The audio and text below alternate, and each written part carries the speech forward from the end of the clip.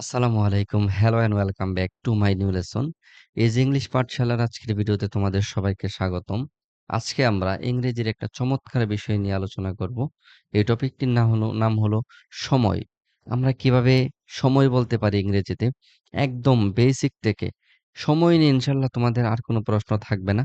আজকে আমরা খুব সহজভাবেই সময় নিয়ে আমরা কথা বলব। কিভাবে সময় বলতে হয়, ১৫ মিনিট আগে কিভাবে বলতে হয়, কিভাবে ১৫ মিনিট বেশি হলে কিভাবে বলতে হয়? তো let's get started. Excuse me, what's the time? What time is it? তোমাকে যদি কেউ বলে হোয়াটস দ্য টাইম অথবা বলে হোয়াট টাইম ইজ ইট, তুমি কি বলবে? ধরো তোমার ঘড়িতে ৫টা বাজে। তখন তুমি বলবে ইটস 5 o'clock। সহজ জিনিস, এটা আমরা সবাই জানি। কিন্তু যদি ৫টা ১০ বাজে বা ৫টা ১৫ বাজে, ৫টা ২০ বাজে, তখন কি বলবে? ইটস 10 past 5, মানে হলো ১০ মিনিট অতিবাহিত হয়ে গেছে, ৫টা বেজে ১০ মিনিট। এজন্য আমরা ইটস 10 past 5। এখানে যদি ৫টা বেজে ২৫ মিনিট হইতো কি বলতাম? It's 25 past 5। তারপর যদি তোমার ঘড়িতে ৫টা ১৫ বাজে বা সোয়া ৫টা বাজে, তখন কি বলবে? It's a quarter past 5। Quarter কেন বলবে? ধরো মূল টাইম হলো 60 মিনিট।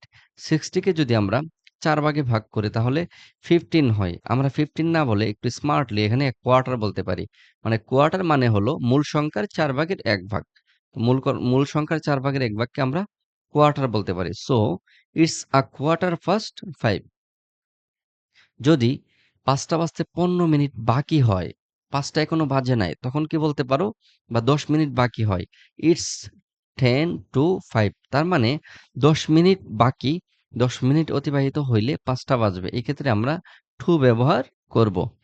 ৫টা বাজতে ১৫ মিনিট বাকি হলে ইটস আ কোয়ার্টার টু 5। যদি ৫টা ৩০ বাজে বা ৫:৩০ বাজে, তখন কি বলবো? It's half past 5। যদি এখানে ৫টা ৪০ বাজতো, ইটস 40 past 5। আমরা খুব সহজভাবেই ইংরেজিতে সময় বলাটা আমরা শিখলাম।